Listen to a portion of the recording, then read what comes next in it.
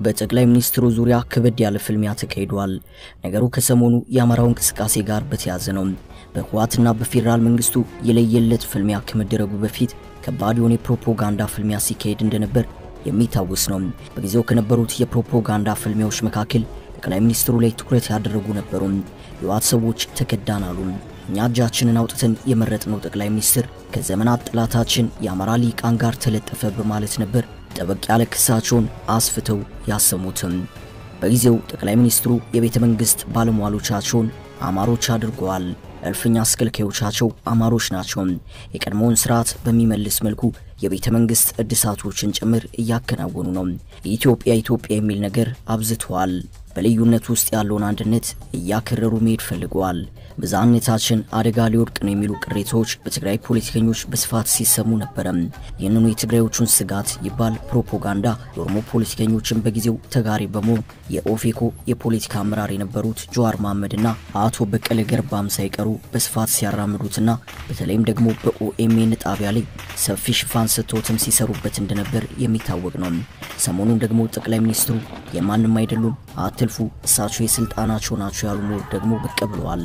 እንመለስበታለን።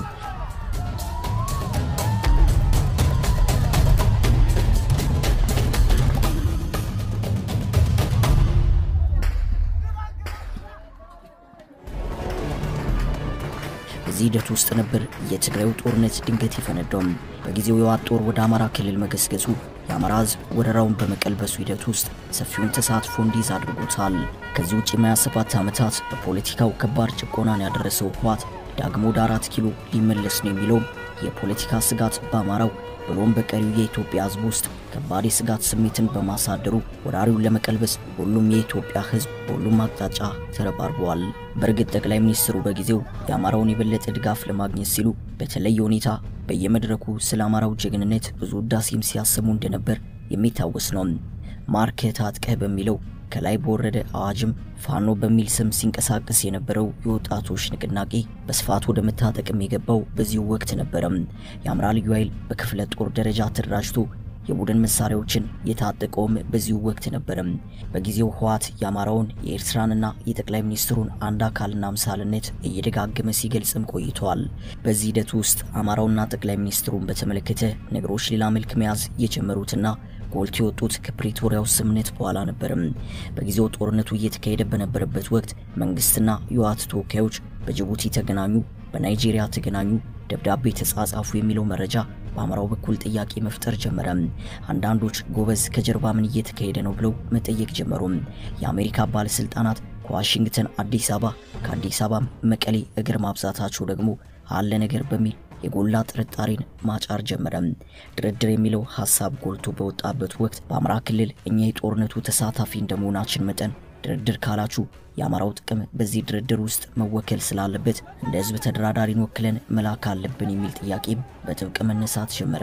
በጊዜውም ስጋት አይገባችሁ በሚል አቶ ደመቀ መኮንንን ጨምሮ እነጌታቸው ጀንበሬ በዚሁ የተደራዳሪ ልኡካን ቡድን ውስጥ የአማራውን ጥቅም አሳልፎ የሚሰጥ ድርድርም ሆነ ስምምነት ሊኖር አይችልም የሚል መግለጫን ተሰጠ። የቀድሞውን የአማራ ክልል ልዩ ኃይል አዛዥ ጀነራል ተፈራ ማሞን ባካተተ መልኩ በአንዳንድ ሰዎች ተነሳሽነት የተቋቋመው አማራውን ወካይ የተባለ የተደራዳሪ ልኡካን ቡድን በመንግስት በኩል ተቀባይነት ሳያገኝ ቀረም። እናም ድርድሩ በደቡብ አፍሪካ ፕሪቶሪያ ተካሂዶ ዝርዝር ጉዳዩ በናይሮቢ ይፋ ሲሆን ግን በተወሰኑ አንቀጾች ላይ ጥያቄዎች መነሳት ጀመሩ። አንደኛው አንቀጽ የውጭ ጦርና ከመከላከያ ውጭ የሆኑ ኃይሎች ከትግራይ ግዛት ይወጣሉ፣ በዚያው ተነጻጻሪ ወቅትም ህወሓት ከባድ መሳሪያውን ይፈታል የሚል ነው። በህወሓት ትርጓሜ መሰረት ትግራይ ማለት ወልቃይት ጠገዴንና ራያን ጭምር የሚያካትት በመሆኑ ህወሓት ነገሮች ቀድመ ጦርነት ወደ ነበሩበት ይመለሱ በማለት በፕሪቶሪያው ስምምነት መሰረት እነዚህ ግዛቶች ይመለሱልኝ ሲል አጥብቆ ጠየቀም። በዚህ ወቅት ነበር የአማራ ሊቃን በዚሁ የፕሪቶሪያው ስምምነት ላይ ጥያቄ ማንሳት የጀመሩትም። ከዚህ ውጪም በጦርነቱ ማግስት የመደበኛ የሆኑ የታጠቁ ኃይሎች አደረጃጀቶች መፍረስ አለባቸው የሚለው አቋም በፌደራሉና በክልሉ አቋም ተይዞበት በቀጥታ ወደ ስራ መግባቱ ደግሞ የትግራዩን ጦርነት በተዋጉት የፋኖ አባላትና በፌደራሉ መንግስት መካከል የመጀመሪያ የሚባለው ክፍተት ፈጠረ። በጊዜው ሟሽ ግርማይ ሺጥላ በብዙዎች ጥርስ ውስጥ የገቡት ከዚሁ ጋር በተያዘ በአንድ መድረክ ላይ ባደረጉት ንግግር እንደነበር የሚታወስ ነው። ነገሮች በዚህ መልኩ ነው ምክንያትና ውጤት ሆነው እየተንከባለሉ አሁን ያሉበት ደረጃ የመጡትም። በወቅቱም በርካታ የፋኖ አባላት ታሰሩ። የፖለቲካ ቅሬታው የበለጠ እየጎላ መጣ። ጠቅላይ ሚኒስትሩን ፓርላማ ቀርበው ስለ ፋኖ አባላቱ እስር ማብራሪያ ሰጡ። ውጊያው መሃል መከላከያን ከጀርባ ወቅተው በጊዜው መንግስት ለመከላከያ ብቻ ያስገባው ጥቁር ክላሽ የታጠቁ የፋኖ አባላት ጭምር መኖራቸውንም ገለጹ። ከሐሺሽ እስከ ጦር መሳሪያ ንግድና የውጭ ምንዛሬ ማዘዋወር ድረስ በፋኖ ስም የሚሰሩ አካላት መፈጠራቸውንም በጊዜው ጠቅላይ ሚኒስትሩ ለፓርላማው አስረዱም። በወቅቱም የክልሉም ሆነ የፌደራሉ መንግስት በጦርነቱ ተጠቅሞብን ተከዳን የሚለው ቅሬታ በበርካታ የፋኖ አባላት በኩል የበለጠ ጎልቶ መሰማት ጀመረ። በአማራ ኃይሎችና በጠቅላይ ሚኒስትሩ መካከል የጎላ ልዩነት እንዳለ ግልጽ እየሆነ መጣ። በወለጋ ከነበረው በተከታታይ ከነበረው የአማራ ተወላጅ ጭፍጨፋ ጋር በተያያዘ ጠቅላይ ሚኒስትሩና በአማራ ኃይሎች መካከል የነበረው ልዩነት የበለጠ እየሰፋው ከትግራይ ጦርነት በኋላ ትጥቅ ፍቱ በሚለው መመሪያ ጋር በተያያዘ ነው። ነገሩ ከግለት ወደ ጡዘት ያመራው ደግሞ የክልል ልዩ ኃይሎችን ከልዩ ኃይል ውጪ ወደ ሌሎች አደረጃጀቶች በመክተት የልዩ ኃይል አደረጃጀትን ሙሉ በሙሉ እንዲፈርስ እናደርጋለን የሚለው የመንግስትን መመሪያ በፍጥነት ወደ መሬት ለማውረድ የተሄደበት መንገድ ነው። በጊዜውም በአማራው በኩል ከባድ ተቃውሞ ተነስቶ በርካታ ልዩ ኃይሎች ከነትጥቃቸው የፋኖ አባላቱ የተቀላቀሉበት ሁኔታ ነበር።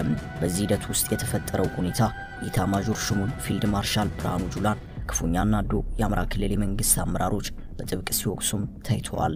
በዚህም የፕሪቶሪያው ስምምነት ግልጽ አይደለም፣ የአማራን ርስት አሳልፎ ይሰጣል የሚሉ ጥያቄዎች ጎልተው ሲወጡ መንግስትም የወልቃይትና ራያን ግዛቶች ጉዳይ በተመለከተ በእንጥልጥል የያዘበት ጉዳይ ጥርጣሬውን የበለጠ ከማጉላት ባለፈ ምን ተይዞ ነው ትጥቅ የምንፈታው የሚለው ጥያቄ በአማራው በኩል በጥብቅ መነሳት ጀመረ።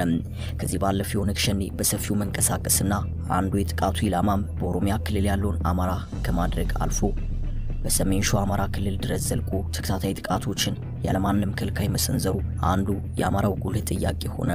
በፕሪቶሪያው ስምምነት መሰረት የዋት ትጥቅ አፈታትንም በተመለከተ ግልጽነት የጎደለው ነው የሚለው ጥያቄ በተመሳሳይ መልኩ መነሳትም ጀመረ። አለመተማመኖችም የበለጠ ጎልተው መውጣት ጀመሩ። የታጠቀው ትጥቅ መፍታት ይቀርና ያልታጠቀው መታጠቅ ትጥቅ ማፈላለግም ጀመረ። የፖለቲካ ትኩሳቱ እየጋለና እየናረ መሄድ ጀመረ። የዋት ሰዎች ከመቀሌ አዲስ አበባ ምልልስ ማብዛታቸው ደግሞ ከመጋረጃ ጀርባ ያለ ጸረ አማራ ፖለቲካ አለ የሚለውን ጥርጣሬ የበለጠ እያጎላው ሄደ። የመገለል ስሜቱ ከብሔርተኝነቱና ከቁጭት ስሜቱ ጋር ተደብላልቆ የቁጣ ስሜቱን የበለጠ አጋጋለው። እናም ጠቅላይ ሚኒስትሩና አማራዎች ወይንም የአማራ ኤሊቶች አንድም ሁለትም ናቸው የሚለው ጉዳይ አክትሞ ጠቅላይ ሚኒስትሩ በኢትዮጵያ ውስጥ የኦሮሞን የበላይነት ለማንገስ የሚሰሩ ሰው ናቸው የሚለው ጉዳይ ደግሞ በሌላ አቅጣጫ ጎልቶ ወጣ።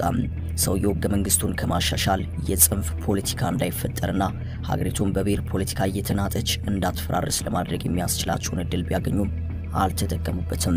ከዚያ ይልቅ እሳቸው ተመልሰው የሌላ ፖለቲካ ጫፍ አራማጅ በመሆን በሀገሪቱ አለመረጋጋት ውስጥ ተጨማሪ ፈተናዎችን ይዘው መጡ የሚለው ጉዳይ በሌላ አቅጣጫ ጎልተው መሰማት ጀመሩ።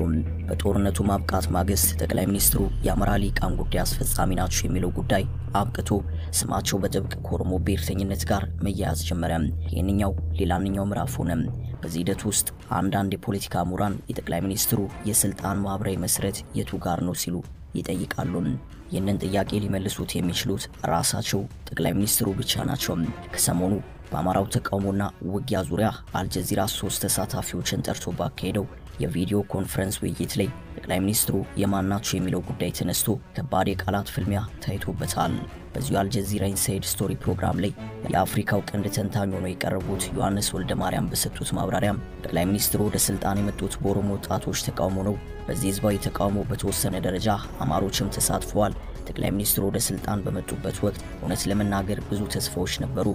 በዚህም አሜሪካውያንና አውሮፓውያን ሳይቀሩ ታላቁን የኖቤል ሽልማት ሰጥቷቸዋል።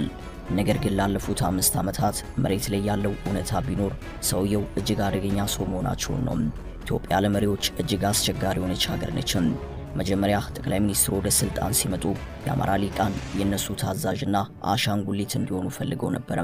መጀመሪያ ጠቅላይ ሚኒስትሩ ወደ ስልጣን ሲመጡ የአማራ ሊቃን የነሱ ታዛዥና አሻንጉሊት እንዲሆኑ ፈልገው ነበር። አልሆነም። እሳቸውም የኦሮሞም ሆነ የአማራውም አይደሉም። ፍላጎታቸው ስልጣን ነው ሲሉ ነበር ጠቅላይ ሚኒስትር አብይ አህመድ ላይ ጠበቅ ያለ የሰላ ትችት የሰነዘሩትም። ከህዝብ ተወካዮች ምክር ቤት የቀረቡት ከማል ሃሺ መሐመድ የተባሉ ተሳታፊ ደግሞ በአቶ ዮሐንስ በኩል በጠቅላይ ሚኒስትሩ ላይ የተነሳውን ሐሳብ በጥብቅ ሲቃወሙ ታይተዋል። በዚሁ ማብራሪያቸውም በጠቅላይ ሚኒስትሩ ላይ በግለሰብ ደረጃ በዚሁ መልኩ መናገር ኃላፊነት የጎደለው ተግባር ነው። ሀገሪቱ የምትመራው በፓርቲ መንግስት ነው። በእውነቱ ይሄ ግልጽ የሆነ ስም ማጥፋት ነው። ጠቅላይ ሚኒስትሩ ወደ ስልጣን ከመጡበት ወቅት ጀምሮ በርካታ ፈተናዎች ቢኖሩም እሳቸው ከኢትዮጵያ ስኬት ጀርባ ያሉ ሰው ናቸው።